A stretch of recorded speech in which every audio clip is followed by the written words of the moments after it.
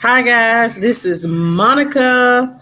I'm back with I'm not back with a mobile. I'm sorry. I am. My mom told me about that Oprah Winfrey and Michelle Obama had an interview today, and I want to look at this interview and I'm gonna see what she is talking about. Um, you guys, let's watch it together. I do not own the rights to this information out live, and I want to discuss it. My mom said that what Michelle Obama was stating was very powerful. So I want to see what she is talking about, and I hope you guys like the comments. Like the live as you come in. So we're gonna get into this Michelle Obama. It's called Oprah's 2020 Vision Tour Visionary. She has an interview with Michelle Obama. So I'm going to show it now, and let's see what she's talking about.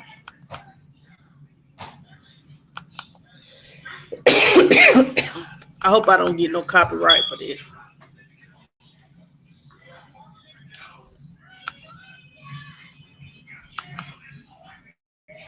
Just give me 1 second.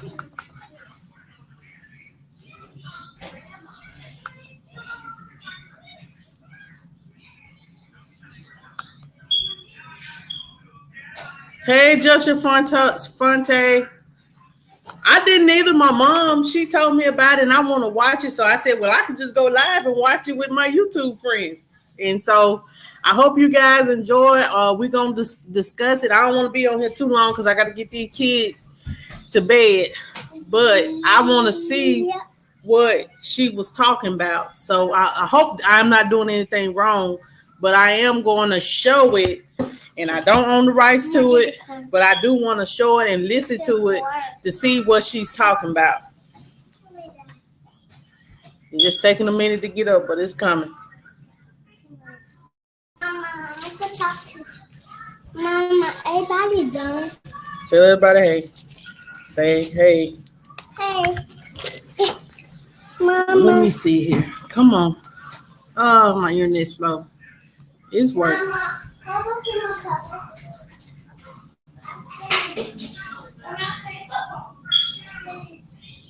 What's going on with it?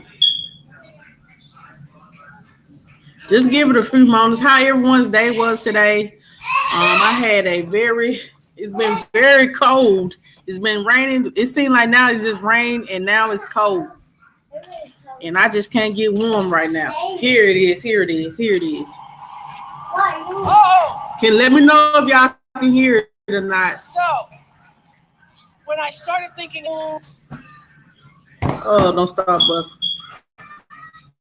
Buffy! Oh, it's on me. Stop. Hey! Like,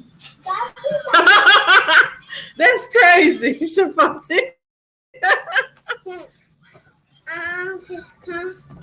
Girl, that's all she know. Mama.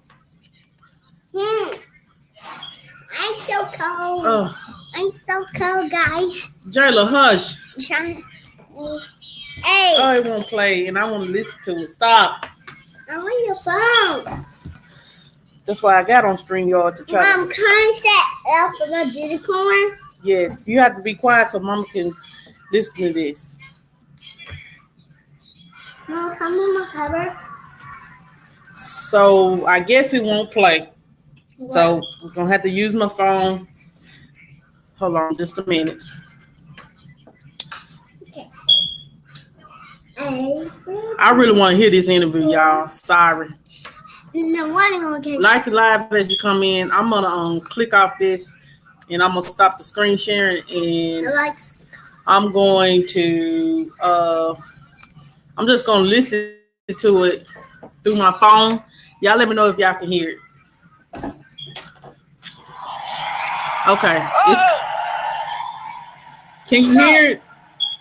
When I started thinking about has had some of the greatest impact on the global vision of what health and wellness and empowerment looks like, this person's name came to mind first.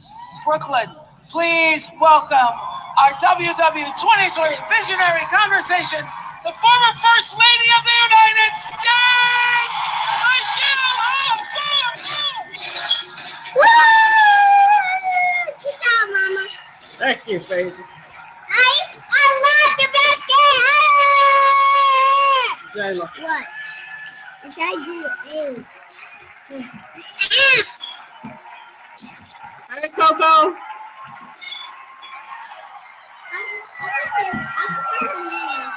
I'm listening to this Oprah Winfrey 2020 Digital Visionary. She had an interview with Michelle Obama. Yeah, and I want to listen to it. That hair is so cute. Be quiet. You have to be quiet for a second, baby. Does this feel like deja vu all over again for you? Because you were here. She looked good. wearing Look at her. those Balenciaga gold boots. Yeah, Barack is like, well. Can I see her? Oh, Lord. See? Boots. She looks so good. What you do with Can I those see boots? her? I was like, they put away, honey. Just Can I see It's the her? thing, when you wear a pair of Mom, boots can I like see that, her? you it's really like they go to the Jayla, Michelle please. Museum. That's right. I tried to do my picture. You Hey! know, She left us a back. Yes. barely get on stage in the.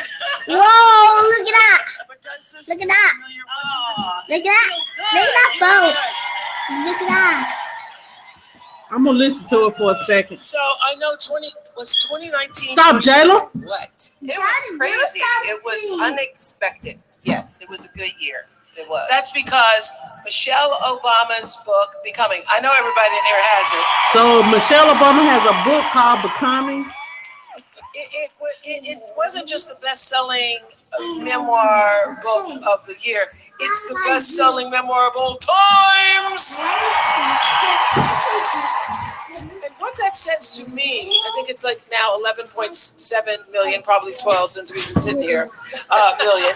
What it says to me is that it's such an extraordinary time to be a strong woman.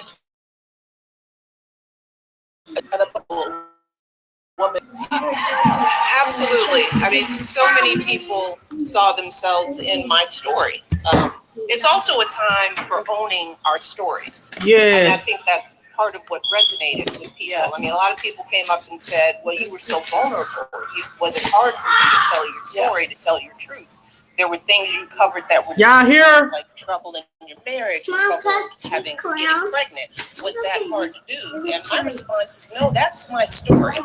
I embrace every aspect of who I am because, as I've said, I like my story. I like all the highs and lows and the bumps in between. Yeah. And I think that, you know, what we learn from that is people are, they gravitate to other people's vulnerabilities. We gravitate to one another when we see the best and the worst in ourselves because it makes us feel human, you know, and I think people connected to the humanness of the story. What happened that you could never have anticipated on the tour? I mean, didn't y'all do 30 cities? We did 34 cities. We did Europe, a tour in Europe. But I think that, and I won't say that it was surprising because we're feeling it here, you know, is that people are hungry for connection. They're hungry for community. What's happening here is that there are people gathering together. They're moving outside of their individual lives and the loneliness that can come with social media obsession and Instagram worlds. We feel lonely, and when we come together in a space like this, you know, for whatever the reason, I'm gonna listen to this. That's what I was saying earlier, that everybody just wants to know that you hear me Yes. and that you see me. What's the best advice do you think you've given your daughters? gosh, I just give them so much advice. I gotta They're hear so this. sick of me. I'm sorry. You know, now that they're in college, I have these texting. Did I tell you to remember little things like you are eating some green things, aren't you? But what is the thing that over the years was a running theme in your house that you said over and over? That, You know, what I tell them is what I continue to tell themselves is that they have to walk their own walk. You know, they cannot define themselves by looking at each other or looking at me or their dad. They have to take the time to get to know themselves. Right. Give themselves a moment to figure out who they want to be in the world, not who they think I want them to be, not what the rest of the world says about them, but to really think about how they want to shape their lives and how they want to move in this world. So I don't want them measuring themselves by external influences. And for young girls, that is hard to do. Oh, you know, yeah. That is a very hard thing to do. And everybody should understand that as a responsibility. It's Instagram culture. It drives me crazy. It was hard with just cable TV when you're watching all the images and music videos. It's, I don't know, exponentially difficult with social media when you're comparing yourself to everybody on social media. Yeah. So I constantly hello, whoever's coming on the live. We're watching this live in their own skin. Michelle Obama interview with Oprah Winfrey. It came out last week, but my mom just told me about it. I just want to see what they're talking about. Understanding who you are. It is a journey of becoming. You don't know it all in your 20s. No, you don't. You just start to know something. Not in your 20s. Right? How did y'all do that in the White House where you have access to everything and everybody in the world? I think it's difficult for people no matter where you are in your trajectory. Especially when you have a better life than your parents. You want your children to live comfortably. Everybody does. But how do you not spoil children when they have access to everything? It's easy for us, you know, because we don't think they deserve it, you know. It's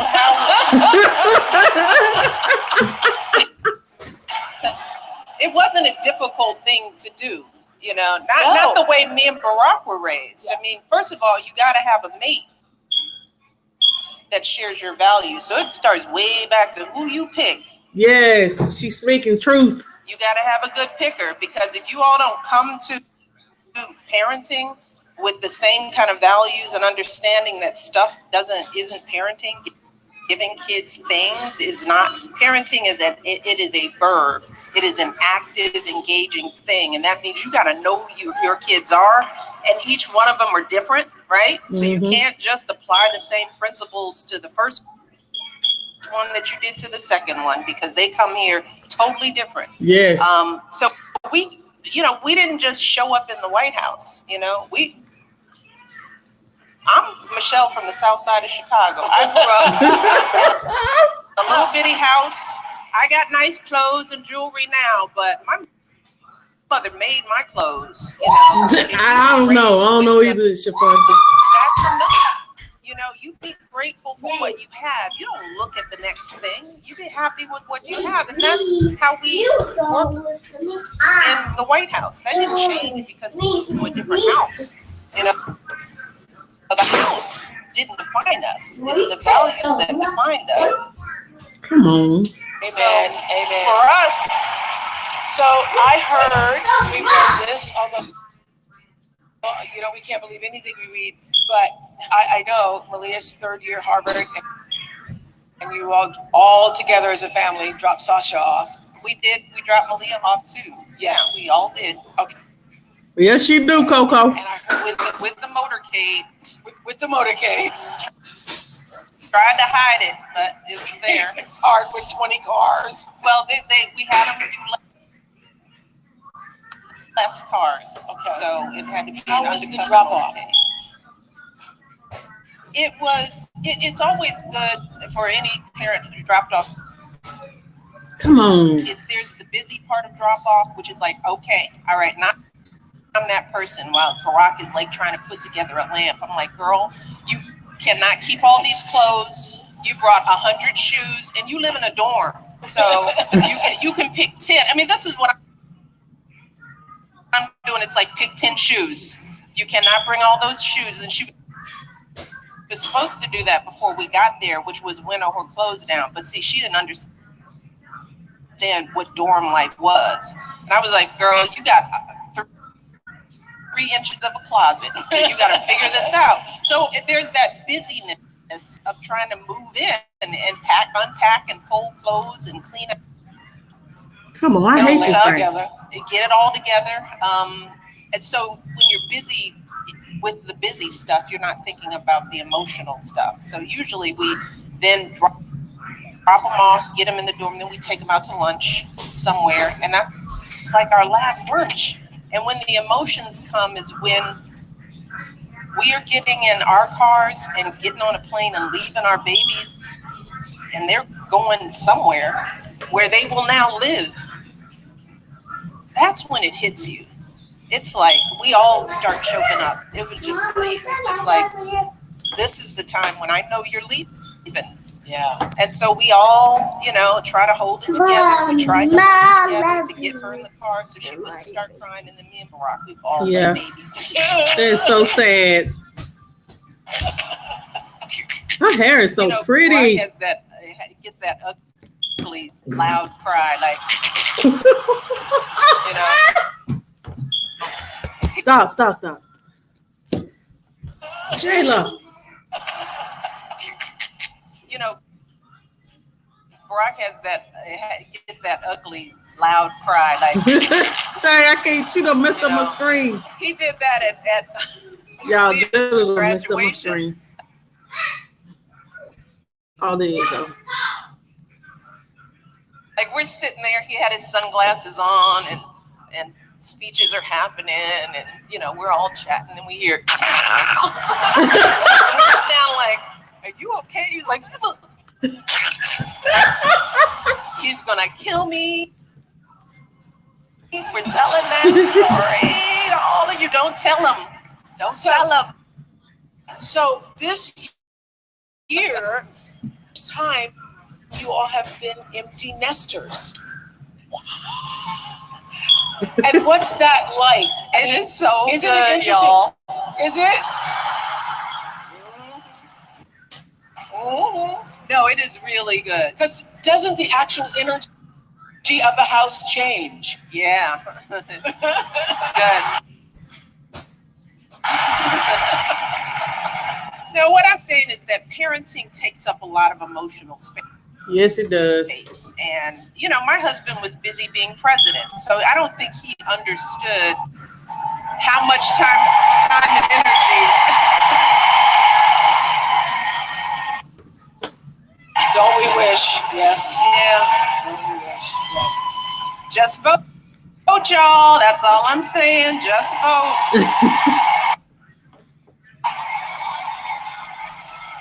But anyway, we digress.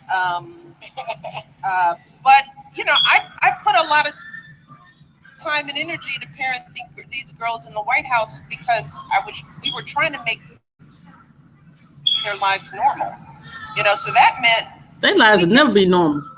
We're always paying, right? Because you had to worry about what party they were going to, whether there was alcohol, and who was doing what, and I had to know who the parents were. So you're trying to do that as First Lady. I mean, every weekend for me was hard, just following these little girls around. And they're gone, thank God. They are off living their lives. As my mother used to say, sometimes you just need to get out there and live your life and have your mistakes where I can't see them. I may need it.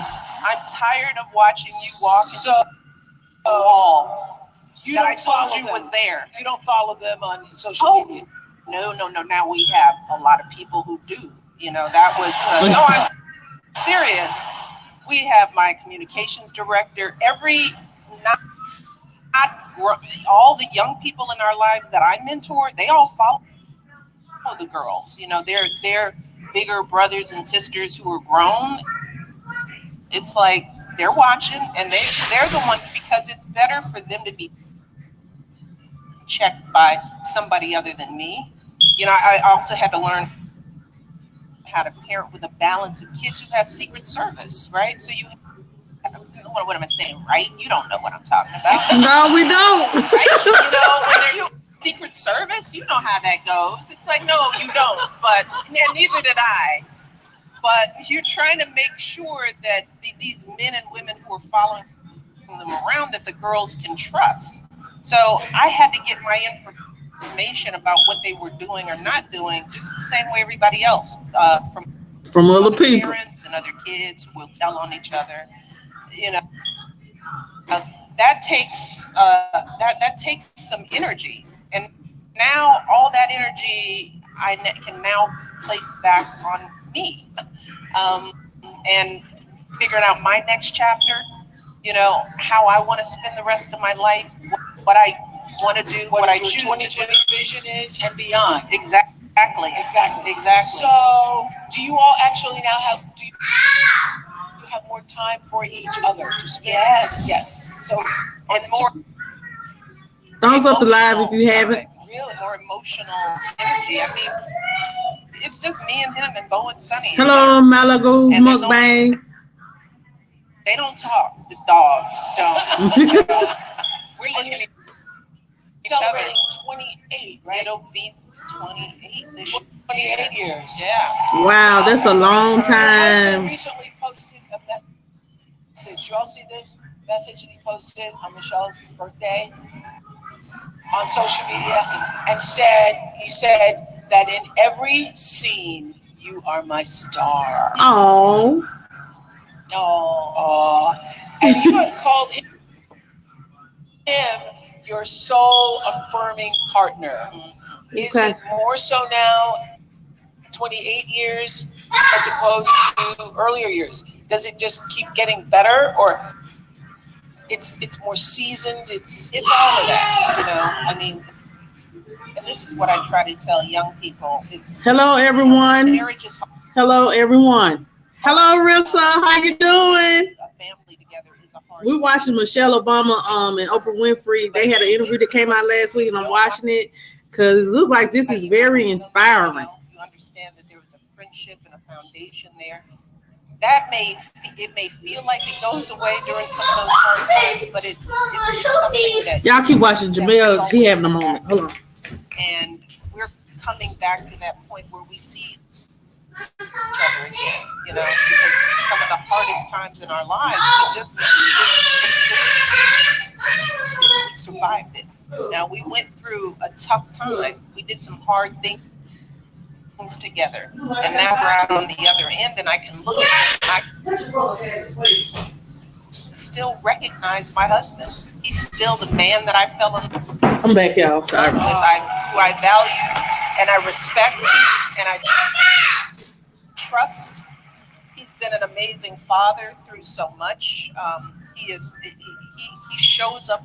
He has shown up well in the world, and he promised he would be to me. And yes. That has been tested over 28 years.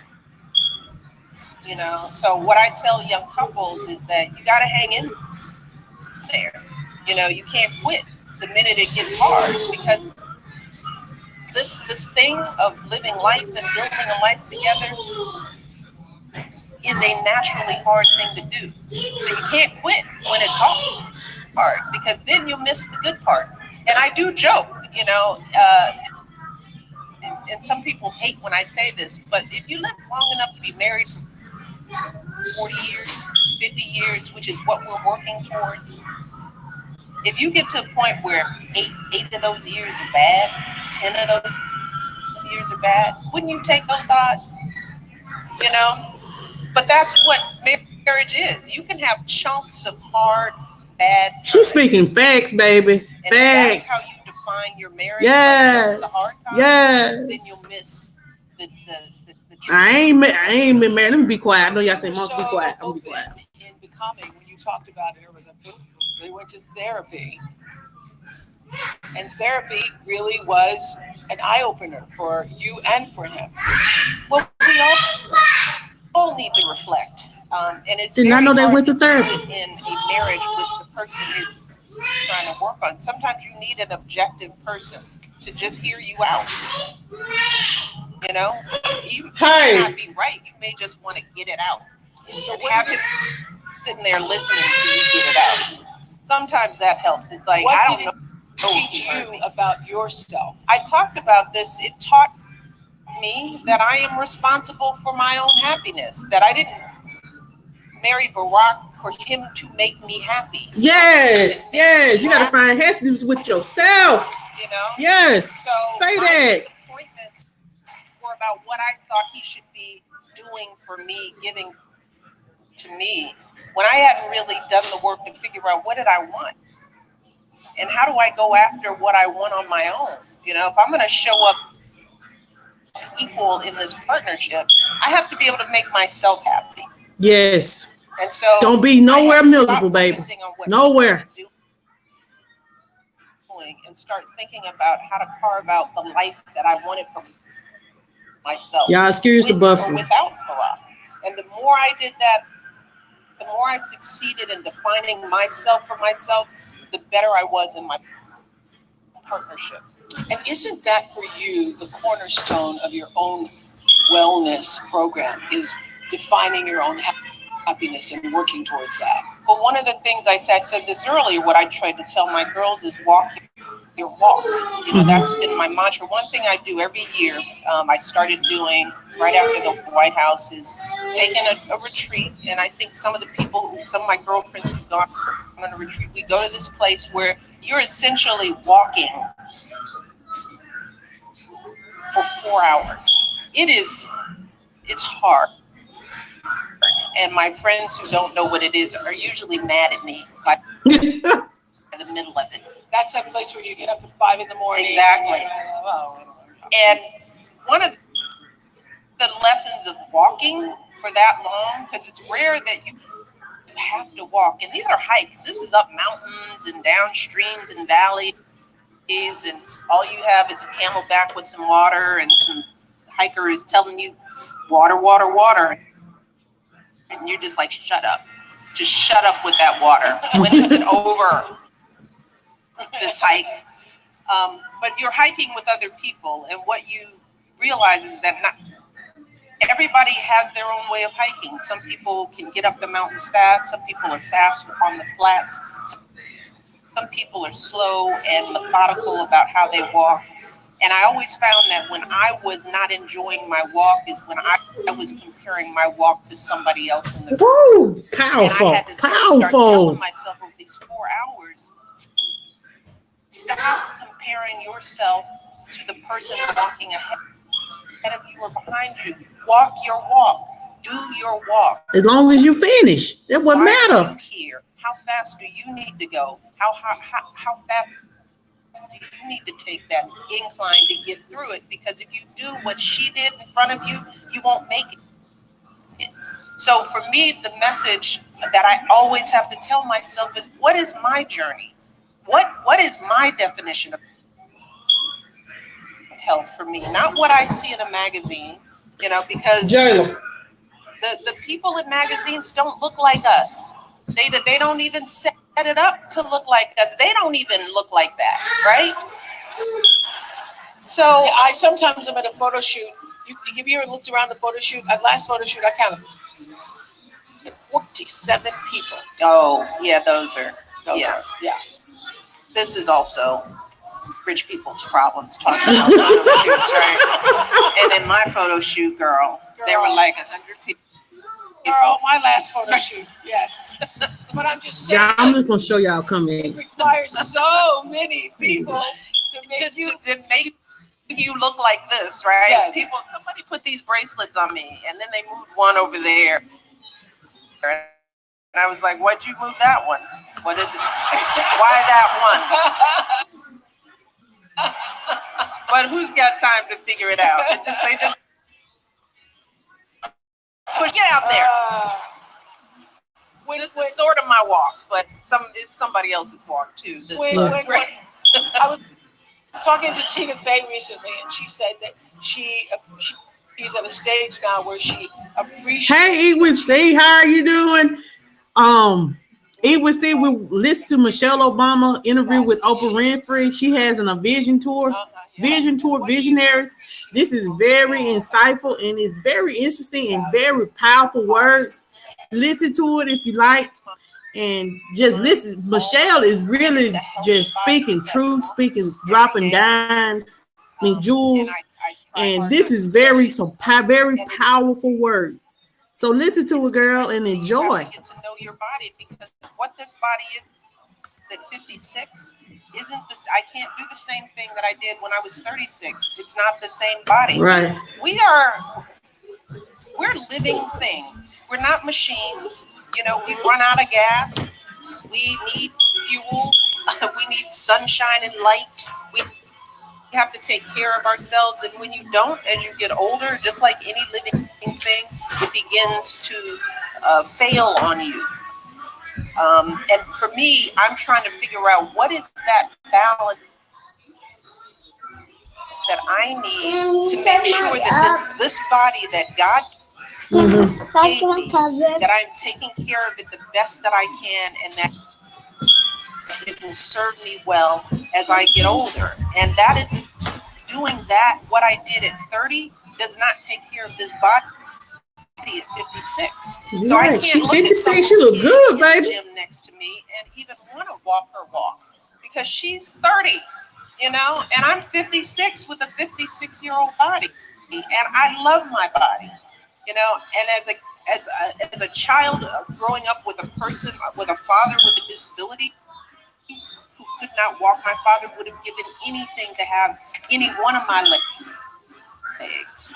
For me to judge that and not to just embrace it and be happy that I'm alive, moving, able to move, I have to tell myself, appreciate what God gave you and take care of that. Yeah, and be balanced about it. I like that you so freely speak the number 56. Yay for me! Yay! Well, because many don't get to see it. I love that. Because you have been around women, we all have, and men too, like, oh, I'm not going to say the number, and oh my gosh, I'm turning 40, and oh my gosh, I'm turning 50. You never had any of that. We are so ridiculous as women. Let me see what she's going to say. Come on now, they don't want to we were struggling with so much. Come on now, they don't want to just the notion too. The other thing, we don't want to talk about our age, and then we want to act like we should look like we did when we're 20, you know? When, I'm sorry, men, y'all can look any kind of way, you know? And it seems to be okay. I told my daughters, because as they're getting older, they start to judge themselves, and you know, it's interesting when they talk about, well, I couldn't fit in my jeans that I had last year. And I said, but you're a whole nother year older. You're now becoming a woman. You don't have a child's body. That's like saying, you know, at 20, I'm really upset that I couldn't wear my favorite overalls anymore when I was 10. Yeah. You know?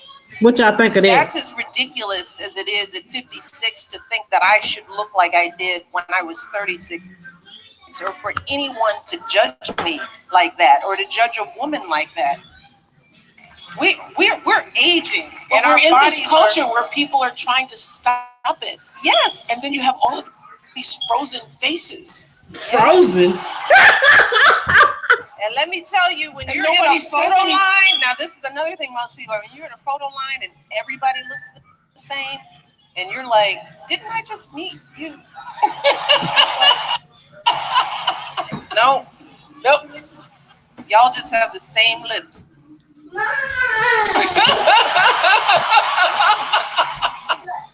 It's like, and the same forehead. Stop it.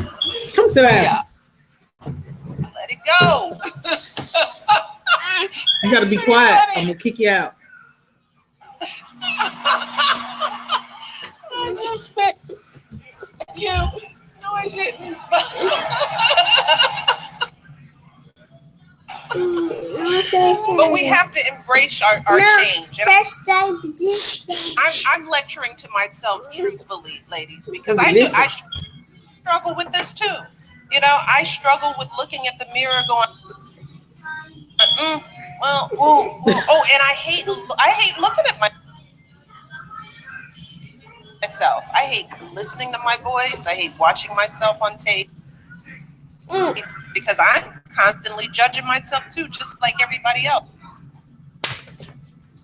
Really, are you still? I was going to ask you, is there any self-doubt left? Yes. I remember Say hey. when, because I opened Hey. You saying it? or interviewed you at the very first tour stop in Jayla, Chicago. I'm about to go back in the living And room. we were a little nervous. We prayed backstage because I was the first one. And I remember you were anxious. And I read somewhere where you said you weren't even sure people would show up. Yeah, exactly. It we see, It's like, man. I'm praying for you.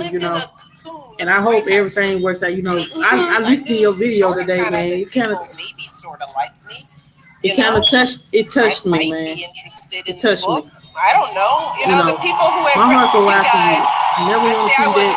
I wasn't I hate that ever happened to you. Not everybody likes me though. Some people think I'm the devil incarnate. When you're in politics, you get the good and the venom too. Yeah. That's why in the book I remind people. I can't see. People call me all kinds of things. Just like that lady that went to jail. Campaigning for Barack when it was a competition, they called me un-American. I can't see. And this stuff sticks with you. Men talked about Go in the the living size room of and my watch butt. TV with There your were brother. people who were telling me I was angry. That stuff hurts. And it makes you sort of wonder, what are people seeing? So that stuff is there. And look, I'm a black woman in America, and we're not always made to feel beautiful. Be quiet. Sorry, y'all. So there's still that, there's still that baggage that we carry, and not everybody can relate to that. But yes, there is baggage that I carry just like anybody else. And it's shocking to me, y'all. I had to interrupt that.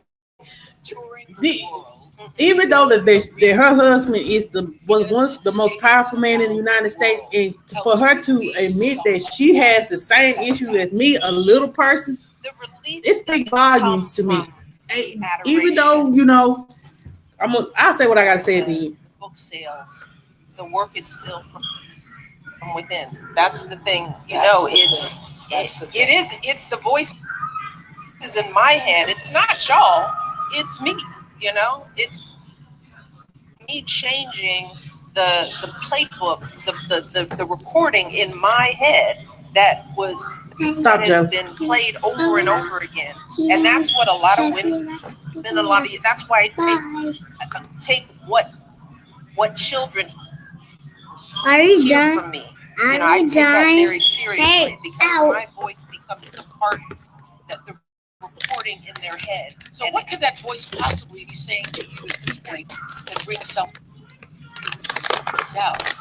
It's always, are you working hard enough? Is there, are you using this platform for a good purpose? Are you focused on what other people need? Are you getting outside of your own ego? That's, we're constantly checking that with the work that we're doing. I mean, I just spent a year on a book tour talking about me, and it feels like that's enough. Now let's talk about somebody else's story. Now where are these girls who are not going to school? Because you know what, in the end, that's why I'm here. I'm not here to talk about my story or to talk about my journey. I'm here to shine a light on other young women. And that's your big work ahead. That's the big, I feel that's the work that speaks to me. You recently released a companion to Becoming called the Journal. Lovely, for discovering your voice. I gave you away many for Christmas. Thank you. And I've been keeping a journal, since I was about 15 years old. I love some of the questions you include in here. You say, if you could have a conversation with a loved one who has passed away, what would you ask him or her? I'm asking that of you. I wish I knew, I wish I had taken the time to get to know my grandparents' full stories, because a lot of what I talk about are are my impressions of what my grandparents must have been going through. I talk about my paternal grandfather, Dandy, and he was kind of a crotchety old man I write about. And now that I'm older, I can look back and think, why was he so angry? But it was because he was a brilliant black man in the era of segregation and Jim Crow who could not realize his potential. And he was probably very bitter about that. And imagine how that would feel. I wish I was old. I wish I had been old enough to sit down with him and ask him what he went through. Right, mom. This is my mom. My mom's name is Barbara Poyer, but she said that's right. That's what is playing in our head. What someone said about us. We should not let anyone, no one else define us. So she basically saying, don't let someone define who you are. You know who you are and what you want to be. Go out there and get it and be who you want to be. Because this is what our stories are. And I want particularly young people to know that there. And she don't have a YouTube channel to have some of those conversations with the elders in your life, because the more you understand their stories, their journeys, their pains and their hurts, you get to understand who they are in a full sense. Yes. And then you judge less, and you're more empathetic. I wish I understood my elders a bit more. But we grew up in an era where you don't ask nobody a question. And don't ask Dandy that. Right. But you wish if you could have a conversation, that's who it would be. And I would do that with every single one of my grandparents. Describe your perfect day, beginning with breakfast and ending with dinner. Well, we'd be somewhere warm. We'd be in Hawaii and or someplace warm. Yes. And I'd wake up and have a workout. I'd be outside. Do you do breakfast? Do you do breakfast? I generally don't. I'm not a big breakfast person, yeah. So I probably wouldn't have breakfast. I would go out on a long walk where I could see the ocean and some mountains, and I could love to myself. hike. I love to be outside because so much of our lives we don't have the freedom to just be outside anymore because of security.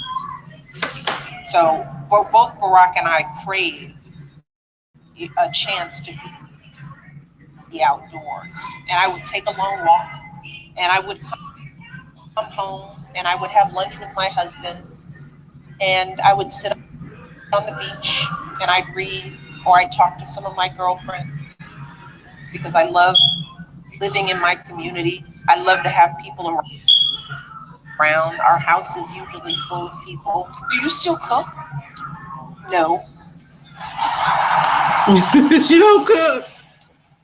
Not a stick of cooking. That is not one of the things that I need in defining myself. I don't need to cook. It's not on my personal list. Now I know, Oprah, you like to cook. But I like to cook when I want to. Yes, I don't ever want to. Okay. This video is gonna be kind of bad because it's buffering. I'm sorry, y'all. Like I can make some hot water I'm just cornbread. being honest. I can cook. You can cook. Yes, I can. I did it for many years. I did it for a long bit and cook for y'all. You've been fed by me. You don't do it anymore. No, and he doesn't either.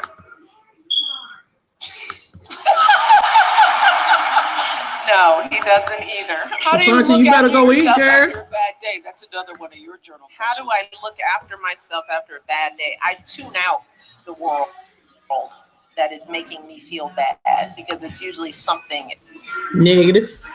external. I just take a break from what's Yeah, how much TV do you watch? I watch TV, but I watch like Guys, I like HGTV. And I got into this habit because I never wanted to get caught watching something where I would be mentioned or my husband's. So that cancels out like most of the news, right? Right. So I you just don't don't watch want to. the news? How do you all monitor news? We Hello. get clips and I watch. Think Better with Joy TV. Hello, how are you doing? I kind of tune in. I have a whole Welcome to the live. communications team. So We're watching Michelle Obama and Oprah Winfrey interview. Oprah is on a vision tour, and it's called Oprah's 2020 Vision Tour Visionary. Listen to it. Give me your commentary. Tell me what you think about what she's talking about. And at the end of the video, I'm just going to ask for a couple of y'all opinion, what she said, and things like that. So enjoy. Oh, yeah, no. All the TV's on. Yeah, no. Literally, so that when you go from room to room, it's on. Oh, no, that would drive me crazy. That would sap. Hello, Think Better with Joy TV. That was good inside. Yes. How are you today? I'm sorry, I'm sounding a little down. No. Think Better with Joy TV. How are you today? I'm sorry. Oh, Dad, I have a lot of favorite TV shows. I love Blackish and Grownish and all the issues. I love comedy. I started watching Schitt's Creek on Netflix. Hilarious. Oh, she watched Netflix. It's kind of the takeoff on like modern day takeoff of Green Acres for young people. That was a show that was on a long time ago. A long time ago, yeah. So I like comedies. I love the Marvelous Mrs. Maisel. I like that too. I love TV. I love watching TV. I probably watch a little too much TV. I want to ask I'm listening to myself. I was going to just, this question. Mrs. Kennedy told a story a long time ago about watching a congressman's wife speaking silverware from in her bag at the White House. I'm doing good. So I'm wondering if I'm doing saw good. any, Thank you for coming and supporting me. I just appreciate all the love and weird support. behavior you witnessed at a White House event.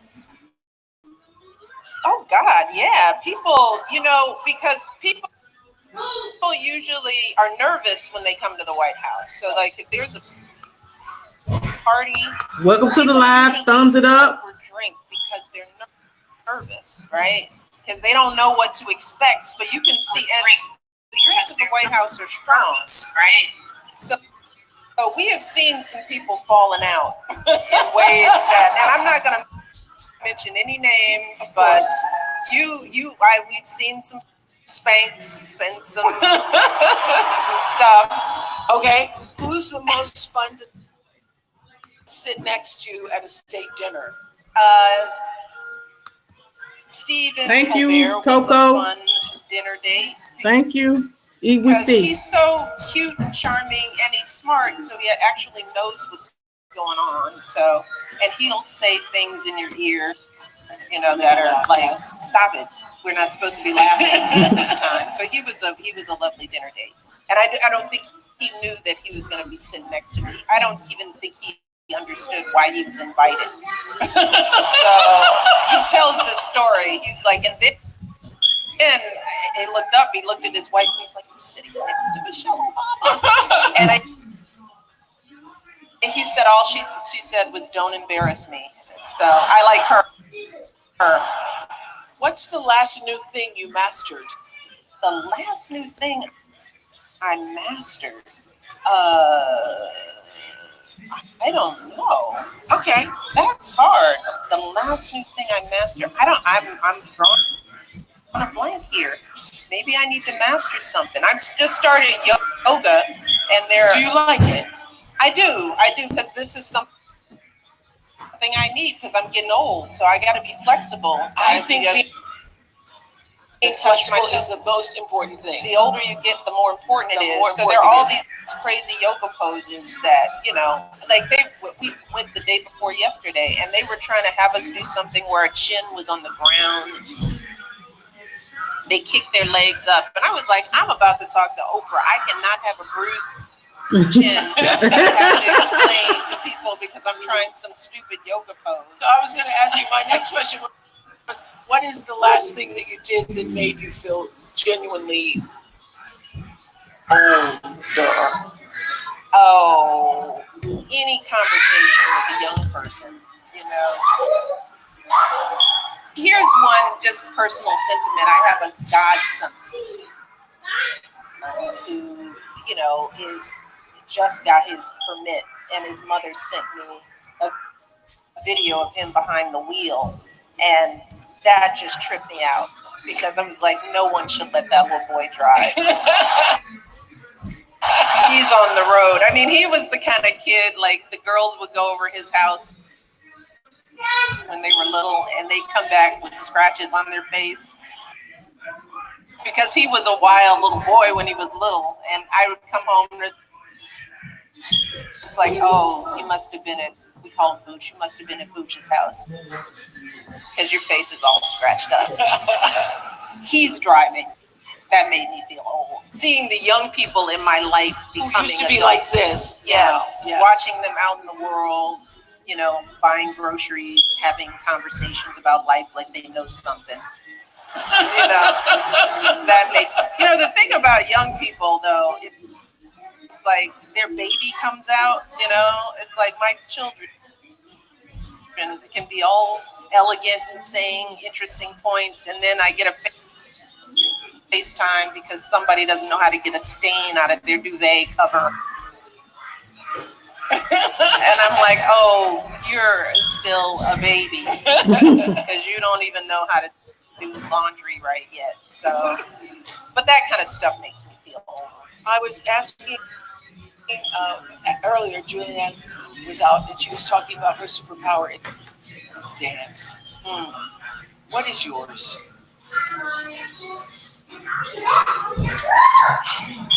I don't, you know, I have a hard time thinking about it Hey, as superpower, but sit down. you know, I hope Just it's changing stuff making to her. people Okay. feel seen. You know, I hope that that's my superpower, that I make the people that I come in contact with feel seen and heard, especially young people.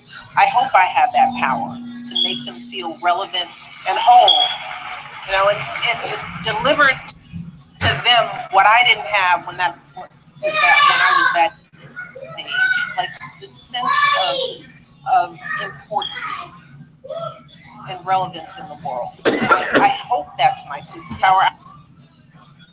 I hope my superpower is empathy. You know, I try very hard, even in these times, to understand what people are going through when they're angry or hateful or when they're doing things that just don't feel right. I try to stand in their shoes and say, there's got to be something, there's got to be a context that I can understand that helps me see how you see the world, so that I can connect with you on some level. And I think that's what's missing in all of us. You know, just the ability to stand in somebody else's shoes and understand their pain, their hurt, their fears, their loss. Yes. And to see them beyond their anger. I think it really is your superpower. And I'm also Charlene Coco, I'm about to every time we get see them. you, I've seen you out since 2016. You look like, and so does Barack Obama, like you really discovered what living your best life means. It seems like you all took living your best life to a new level. Have you? You know, we're happy people. But Did you get happier? Oh yes, leaving the White House? Yeah. You got I mean, happier. look, it was an honor to serve. I mean, it was the biggest privilege of my life to serve as this nation's first lady, and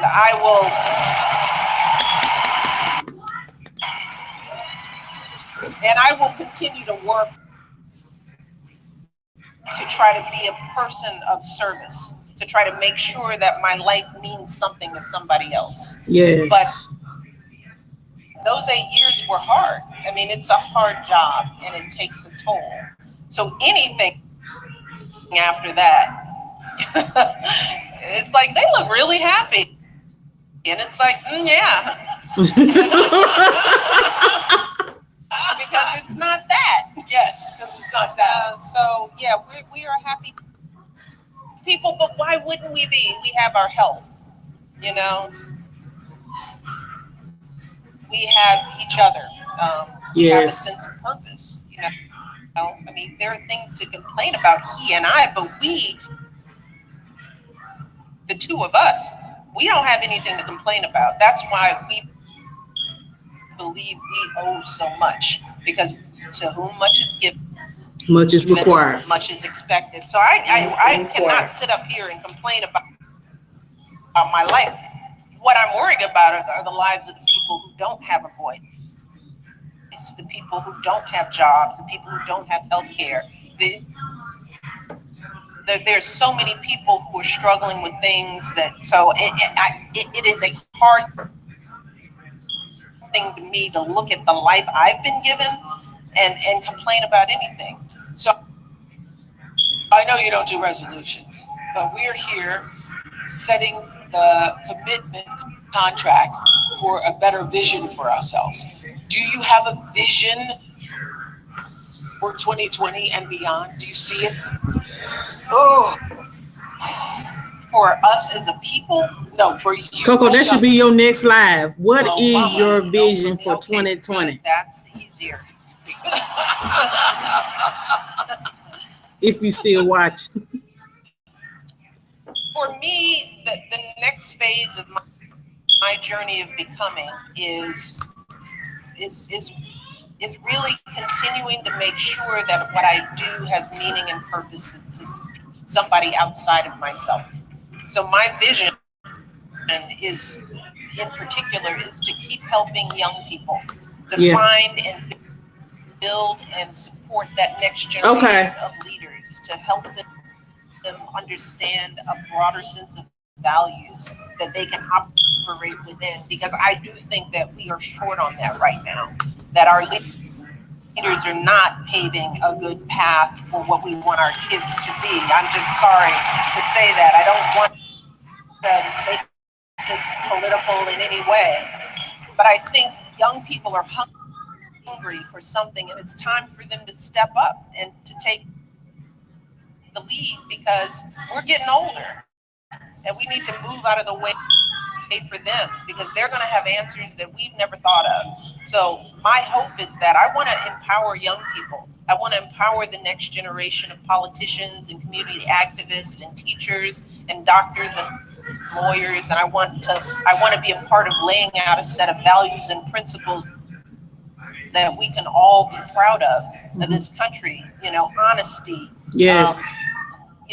empathy, compassion, caring for others.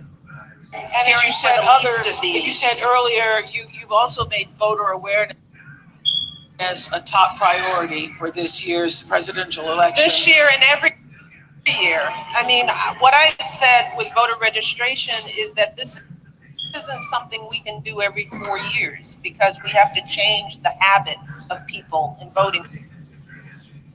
We're not in True, Coco. True. Being engaged True. citizens. I want y'all to say your comments, because we're gonna discuss this after the video. I ain't gonna stay on too long afterwards, but I really want us to listen to it, and then we're gonna discuss it.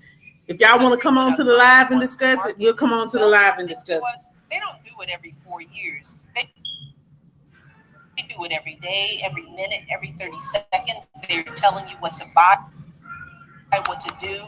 We need to do that with civic engagement, because people don't understand why government is important in their lives. Because I always say government doesn't have a marketing budget. It can't be on TV telling you what it's doing for you in your schools and your roads and your communities. So we start taking it for granted and thinking that this is all a game. But we have to be having these conversations conversations every day. Every day, why it's important. Why is it relevant? And so no, it's not just this year, it's every year. It's not just this election, it's every election. We have to change our culture in terms of our engagement in this political process. You've talked about being 56 in the shape that you're in. You work at this though every day. Do you have a wellness goal or wellness quotient for yourself? It is balance and understanding my walk. I've got to understand. I'm trying to make sure I understand what healthy means for me, not compared to the person walking next to me, not the person in the magazine. I'm trying to understand what my blood pressure level should be and what my flexibility should be and what cardio means for me and when do I feel good, because we can also overdo it, right? We can work out so hard and diet so much that we might be thin and look a certain way, but our bodies are broken inside. Yes, speak it. Our path, we're walking somebody else's path. So I am trying to figure that out every day, and it changes because women, our bodies change drastically in comparison to men. We're going through menopause. We've got a lot going on, and I don't think we've done enough to understand what aging means for women's bodies. What are we supposed to look like? How are we supposed to feel? We're not talking about that enough, and I feel like we're at a time when women our age, because we do spend money. Now we have wealth, women our age, but the market and the fitness market, they don't speak to us. They're not catering to us. They're catering to Malia and Sasha, how this workout wear looks and what these classes are. They're catering to 20 and 30-year-olds who, quite frankly, have no money. How is that? So I want to make it, I want to push these industries to start thinking about us, women, mature women, so that we're operating with real good information about what we should be wanting.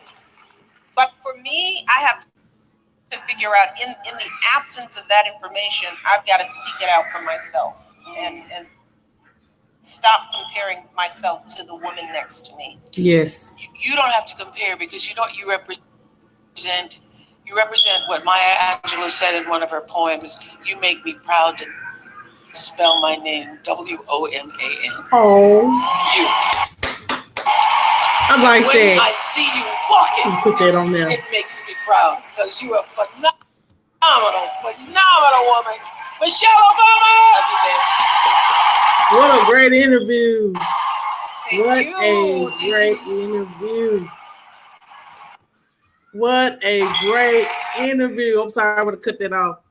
But what a great interview, y'all. What a great interview. Y'all cannot say that was not a great interview. Like, wow. What did y'all think of this? What did y'all really think of this? I feel like she really resonated with me because sometimes and I always been like that, I always try to compare what somebody else doing or what they have and compare what I have. I be like, man, I ain't got what such and such got. But you know what? Just continue to work on you.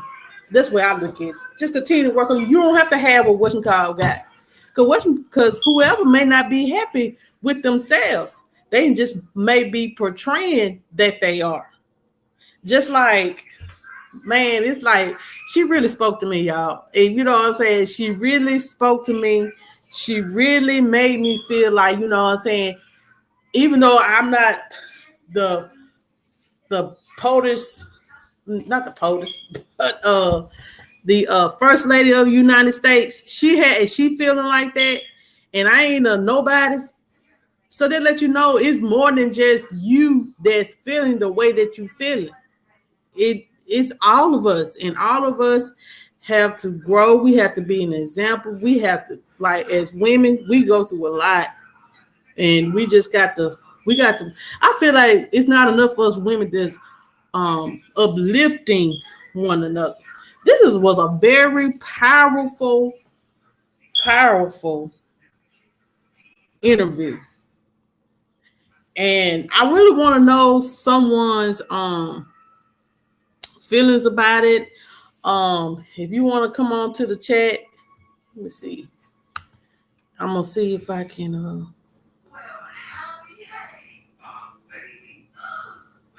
Hold on. If you want to get on this chat and talk, and let me see. How can I? Oh, okay. Okay.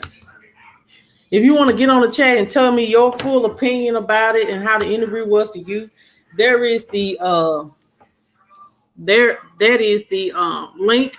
Click on the link and come on in. I'll let you in. And we can speak about it. I just really feel like this was a powerful interview. And what Michelle Obama was saying, nothing that she said was nothing what she said was wrong. To me, it was all facts. You know what I'm saying? We need people in this world that have empathy, compassion, telling these, being an example for our children. It's so many kids, y'all, that's being bad environments. You'll be surprised what kids walk through, what kids deal with on a daily basis, dealing with in bad environments. Man, let me tell you. Like this interview was really powerful, even though it was buffering a little bit, but you still understood it. Let me take these band off. But y'all come on in and tell me what you think about that interview. Yeah, Coco, we just got to do better. We got to as individuals, we have to, like she said, you have to be that person that on yourself, on striving to be a better you, and not looking at what the next person has or anything like that. Right. Don't talk about it. Like Coco said, don't talk about it. Don't just talk about it. Be about it. And that's true. It is, and I wish, you're right, Justin Fonte, all facts. It was all facts what Michelle Obama said. I hope E with C don't get mad at me, but I had listened to her videos I wish she was on here, because her story really touched me, because that girl she has went through something. And this, like you said, people on the internet will portray a life. And I ain't saying that she is, I'm saying is her story. I want y'all to go look at Eat with C 2 last videos. And you know what I'm saying? I'm going to be honest, she talked about how she was bullied on Facebook. And that really hurt me, my feelings, for somebody to be hurt the way that she was, because don't nobody deserve to be bullied on social media on the way that they look, or how everybody's not. I'm a plus size lady, but should no one make a fake page to degrade anyone? And she went through that, and that really just kind of like hurt me to know that. To know that somebody been bullied like that. I'm not down for no bully, period. And I wish she was on here so she can.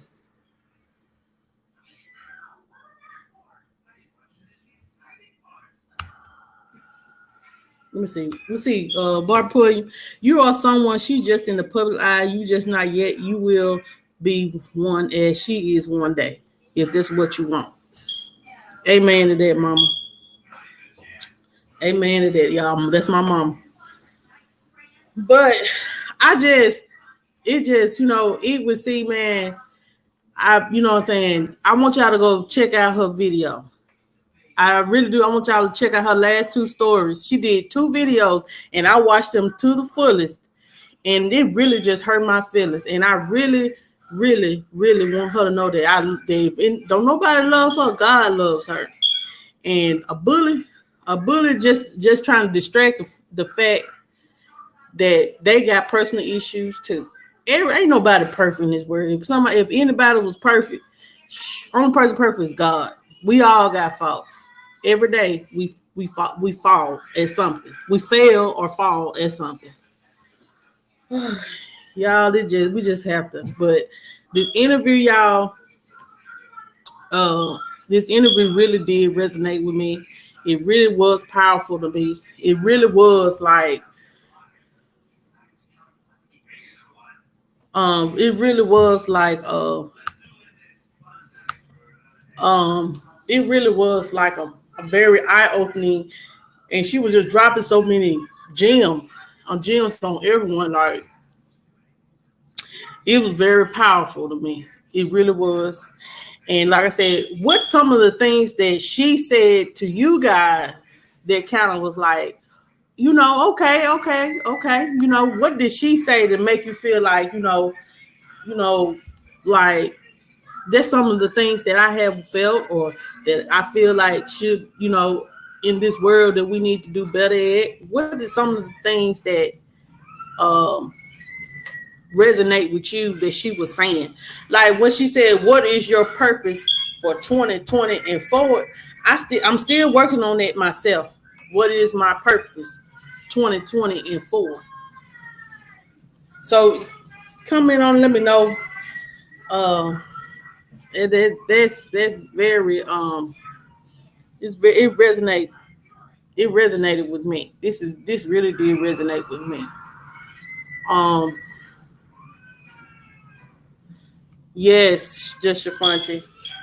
Hold on just a minute. Yours, this is a little lag in it. Yes, that you are responsible for your own happiness. Yes, you are. And let me tell y'all something. I I was talking to someone today, and we was talking about, we are responsible for our own happiness, and sometimes we get with people expecting them to make us happy.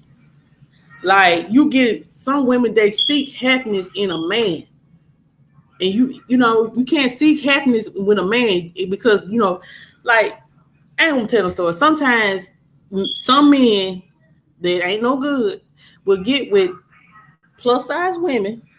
I'm just gonna keep it truthful. Some men,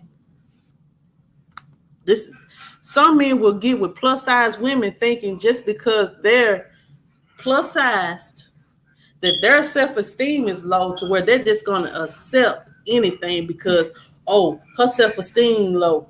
I can put in her mind that she fat. I'm gonna be real now. I'm not holding nothing back. That she fat and her self-esteem low. She ain't nobody gonna want her. But let me tell you something. Ain't no plus size woman gonna deal with no mess. See, as long as let me tell you something. If you have to find that happiness within, and I'm learning that myself. I had self-esteem issues, and I still have a little self-esteem issues now. But I am not going to accept anyone crap. Not. I just, I'm just, you have to learn for yourself to love yourself. Ain't nobody gonna love you the way you supposed to love you. And you gotta oh, this is my baby. And I'm just yep. It's the truth. I was just talking to someone, they were just saying that, that well, I'm gonna put it like this, like when I was in the past, when I was young and I was always plus size, and I always thought, well, I had to accept what somebody was putting out. And I ain't talking about, like cheating, mistreating me, and staying out all night, being disrespectful, different women, You know, just sitting there accepting it. But you don't have to accept what somebody is putting out. I don't if you don't have to accept that. And you know, and like Michelle Obama said, everybody has a story. Everybody has a story. Everybody done went through something. But you have to tell your story. But I just, I just, yes, find your happiness within yourself. Can't nobody make you happy. You have to be happy first. And yes, you can teach somebody how to love you and this, that, but come on now, you got to love self. You haven't had to have it. You have to love yourself. Because I'm telling you, people will prey on people who don't love themselves. They take advantage of people. It's some real mean people in this world. It's a cold world out here in these streets. Well, y'all, tell me something else that y'all enjoyed about Michelle Obama interview with Oprah Winfrey. What else did she said that resonated with you guys? Because I got like 15 more minutes. Hello, Romy and Shan. How are you today? Welcome to the live. Welcome to the live. Thumbs it up if you have it. Thumbs up the live, guys. If you have not, thumbs up the live. But we was talking about Romy and Shan. We was talking about, you missed it, but we was talking about if you have not known, you may have want to go back and watch the interview. It's the Gayle King, not Gayle King. Where'd that come from? I mean, Oprah Winfrey and Michelle Obama interview they did that came out last week. It was a very powerful interview. So I, go back and watch it, and tell me, come back and write on the interview. I mean, write on the video, whatever, what you think about it.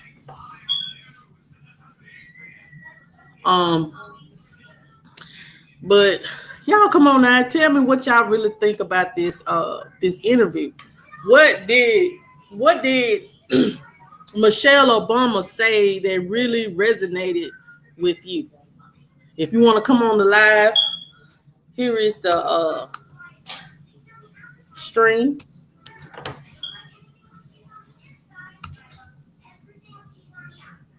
And don't forget to thumbs up the live. Thank you.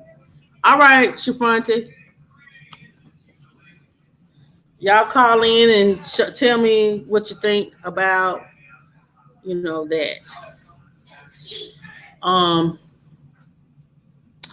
What else did Michelle Obama say on that interview with Oprah Winfrey that resonated with you and in your spirit?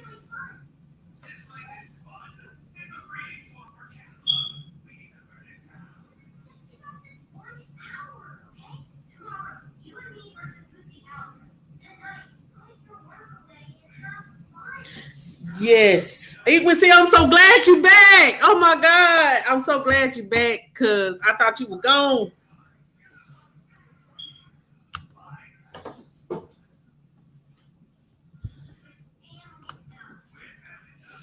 I was just telling them how I had watched your videos, your two videos that you said it was a story, there were two story time videos, but one you said you was eating crab legs.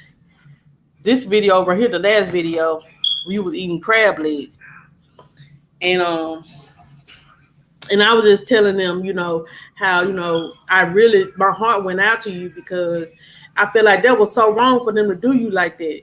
It was so wrong for them people making a fake page just to talk about people. Like, it's something wrong. You know what it is? They have self-esteem issues, so they have to put down another person just to feel good about themselves. But they such a coward, they can't even show their face of who they are.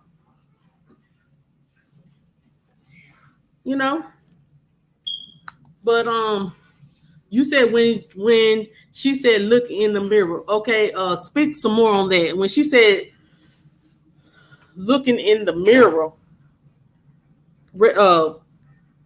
comment more on that. You don't. I'm sorry, Eva. See, I just people mean and people use the internet for the wrong reason. They really do. They really use the internet for the wrong reason. And but let me tell you something, girl. Keep telling your stories. Keep being real. And you gonna grow. You gonna be whoever God created. My hair flying, Lord. Hold on, excuse me, y'all. My hair flying. You gonna be whoever God wants you to be. But never let what I'm saying. Don't never let what someone said about you define who you are. You are a sweet lady, and I can tell you have a great heart. So it don't matter what they say. It don't matter. You know who you are, and you know what you're trying to be. That would matter the most. I'm telling you this, I'm telling myself that too, because I struggle sometimes too.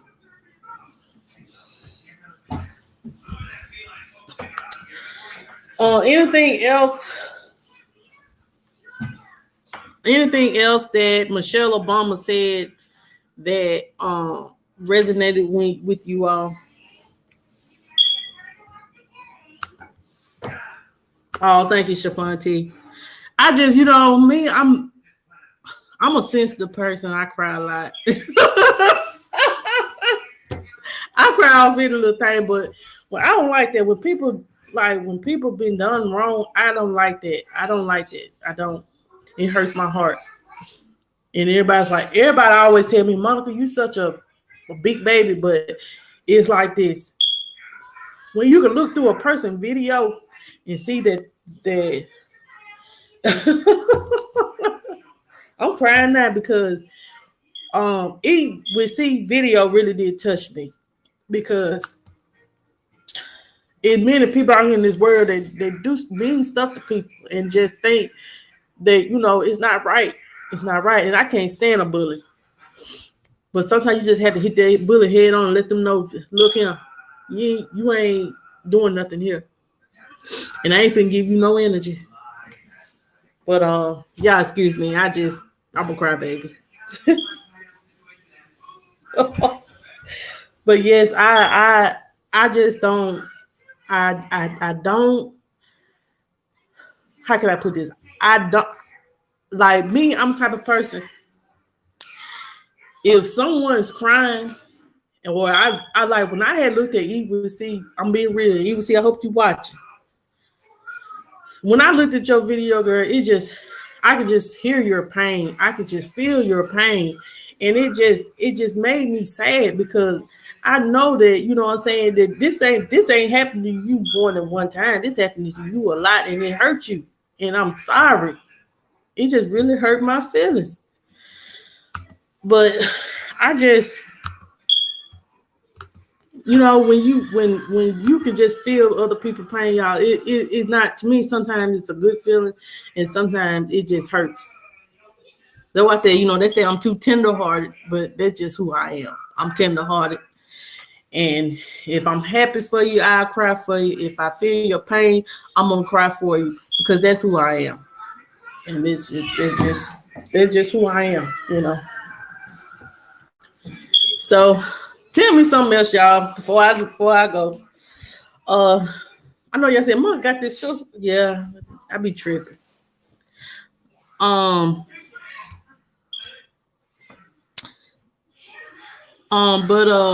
tell me something else that Michelle Obama said that really resonated with you and your life, and inspired you, or anything like that in this interview. We got like 5-6 more minutes. I'm gonna have to go.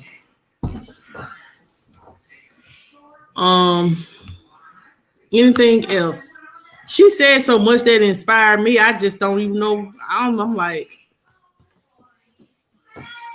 I don't even know what to say, because it's just like, it was just a great interview, and you don't see many interviews where you know she can just she not, to me, not just inspiring women, but she inspiring men too. I feel like a man can get something out of what she was saying, you know.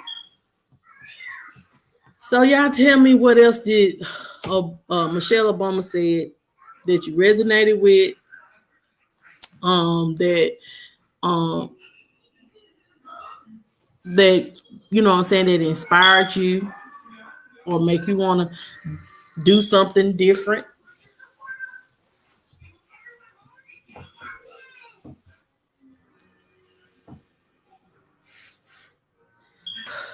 Y'all, I am just, you know, that interview just really just made me happy on the inside. It really did. Like, that was a very inspiring video.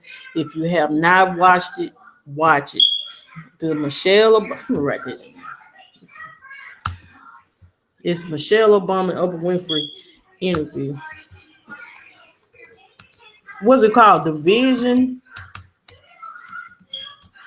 It's the Vision of the Visionaries. I think. Hold on.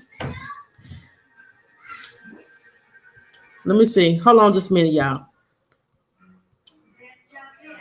Okay, it's the Vision Tour. Oprah Winfrey's 2020 Vision Tour. Visionaries. Michelle Obama interview.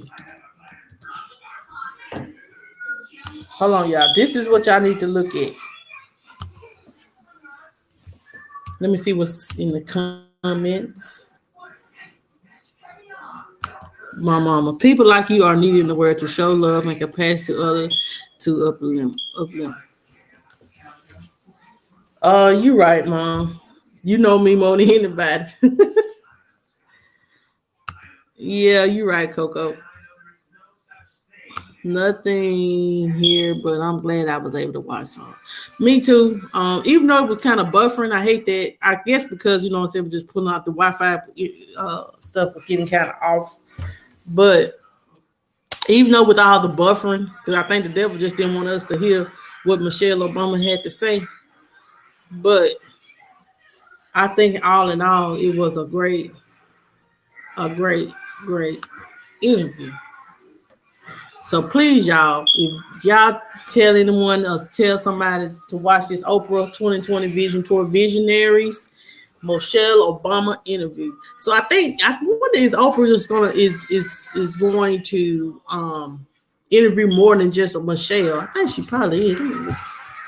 I'm gonna look it up. Hold on a minute.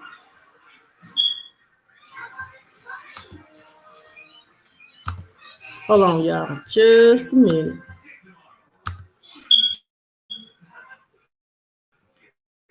Been talking about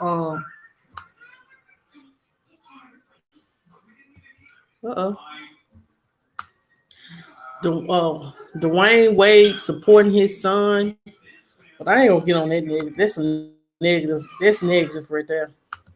That's real negative. That is real negative. Let me see.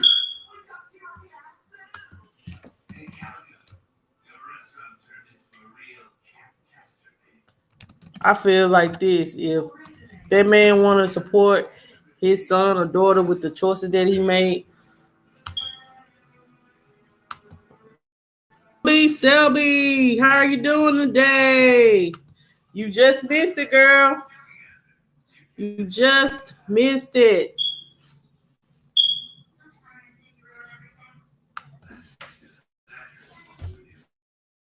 You just missed. Yeah, I'm gonna leave it positive. I'm not gonna say nothing negative. I ain't got time for that negative mess. Let me see what I'm looking for.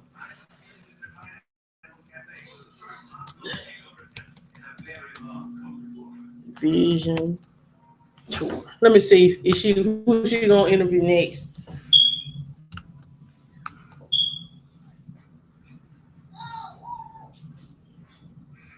So she gonna let me see what she. Hold on, man.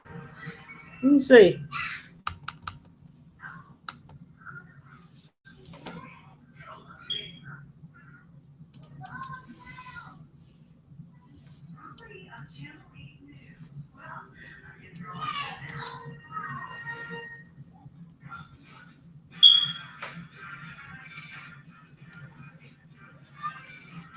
Hold on, just a minute, y'all.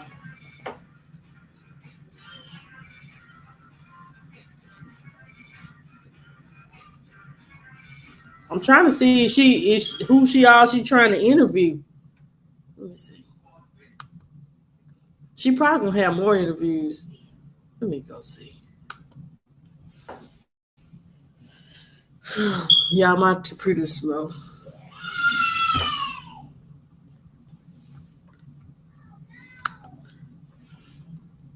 But Bun B. Selby, what we was listening to earlier, we was listening to Oprah Winfrey's interview with Michelle Obama. It was called the Vision, it's called the 2020 Vision Tour. And it was Michelle Obama had an interview with her. It was a very powerful video.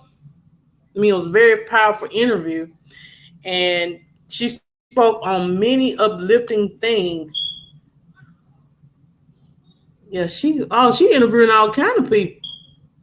I'm gonna go back and look. I'm gonna go back and listen to some of these. I'm gonna go back and listen to some of these, and she done did Amy Schumer. Let me see who I would want to listen to.